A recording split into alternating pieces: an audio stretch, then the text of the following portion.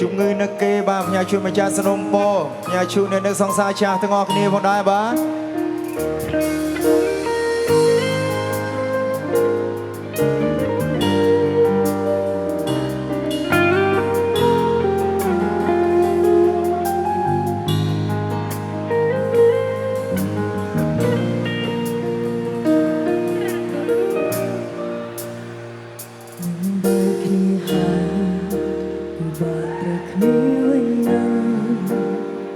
លែងមានអរគុណម្នាក់ម្នាក់ខ្មងមិនហ៊ានសុំត្រូវប្រៀបដូចកាលបែបដែលពិបាកសិក្សាបំពៅរឹតតែគ្មានផ្លូវបើមខាងទៀតមានអ្នកថ្មីនៅសល់ភាសាអញហើមដកជាប់ខួរក្បាលសល់អនុសាការធ្វើសង្សារជាមួយថ្លៃហើយសល់ខ្លួនឯងក៏តខ្លួនឯងដឹងដល់កំណែស្ទើររៀងរាល់ថ្ងៃតែហេតុអ្វីខ្ញុំចិត្តមិនដាច់ដល់គេជំនឿណាស់គេវានៅពេលរលាទៀតហើយពីបាល់ហើយខ្លួនតែបានស្ដេចឡើងឃើញគេទៅដល់ពីណាដឹងតែត្រានឹងដល់គ្នាមិនដែលតនេគេមិនលក់ទេបើមានគេនិយាយសាសជំនឿណាស់គេគ្មានដំណើរជាមកបានអារម្មណ៍រំខាននឹងថ្មមកចាក់ដល់បេះដូងពីបាវ័យម្លេះឬស្នេហ៍នេះជាស្នេហាពិតស្នេហ៍លើកំបោរសូមជួយប្រាប់អូនហូរធ្វើមិនដឹងទៅផ្លេចមកបាន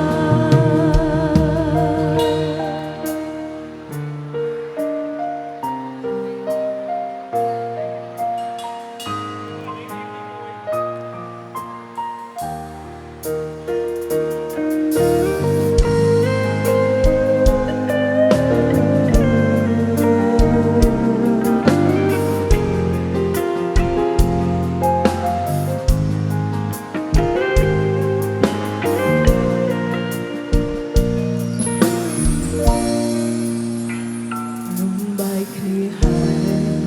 ពិបាកត្រូវគ្នាវិញណាស់លែងមានអរគុណម្នាក់ម្នាក់ខ្មាំងមិនហ៊ានសុំត្រូវប្រៀបដូចកាលបែបដែលពិបាកសិក្សាបំពៅរត់តែគ្មានផ្លូវ